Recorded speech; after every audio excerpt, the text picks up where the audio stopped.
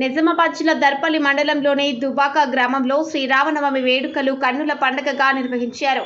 శ్రీరామనవమి పర్వదినాన్ని పురస్కరించుకొని రామాలయానికి భక్తులు తరలివచ్చి శ్రీ సీతారామస్వామి వారిని దర్శించుకొని ప్రత్యేక పూజలు నిర్వహించారు. శ్రీ సీతారాముల కళ్యాణం పురోహితులు అల్లాడి శ్రీనివాస్ చే బాజా భజంత్రీల నడుమ సన్నాయి వాయిద్యాలతో అంగరంగ వైభవంగా జరిగింది. భక్తులు భక్తి శ్రద్ధలతో స్వామి వారి కళ్యాణాన్ని తిలకించి శ్రీ సీతారామచంద్ర స్వామి కృపకు పాత్రులయ్యారు. అనంతరం వచ్చిన భక్తులకు అన్నదాన కార్యక్రమం ఏర్పాటు చేశారు. భక్తులకు ఎలాంటి అసౌకర్యం కలగకుండా అన్ని విధాలుగా సౌకర్యాలను ఏర్పాటు చేసి తీర్చిదిద్దారు.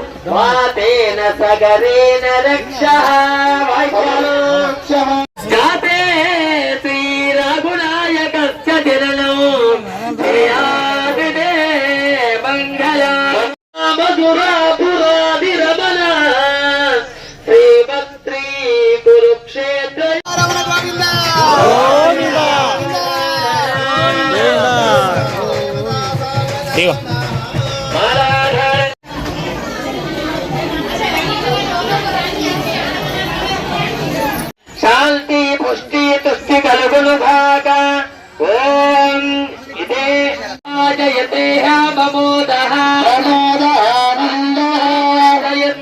इतस्सभा सत्येन कामस्य तृप्तानि शरणं प्रतिग्रहे तनमो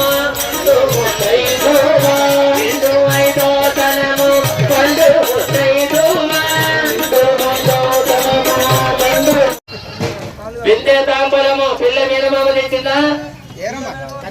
అరే మామ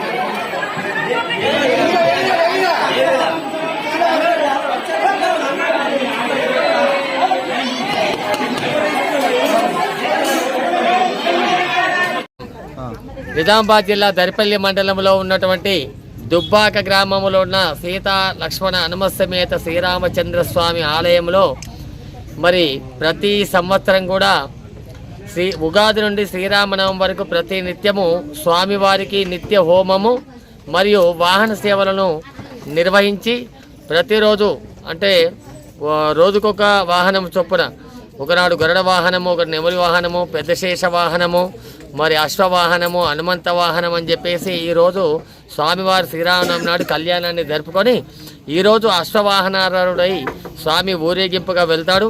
ప్రతి సంవత్సరం కూడా దుబ్బాక గ్రామ వాసులందరూ కూడా భక్తులందరూ కూడా కలిసికట్టుగా మరి ఈ కార్యక్రమాన్ని చేసి స్వామివారి కృపను పొందుతున్నారు.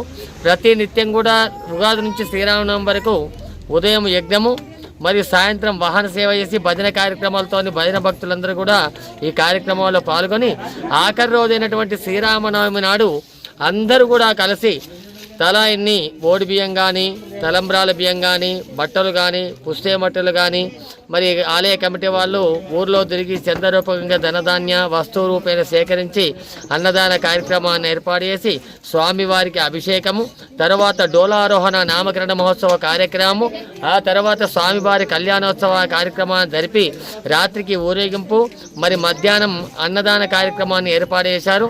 అటువంటి శక్తిని శ్రీరామచంద్రమూర్తి మా అందరికీ ప్రసాదించాడు.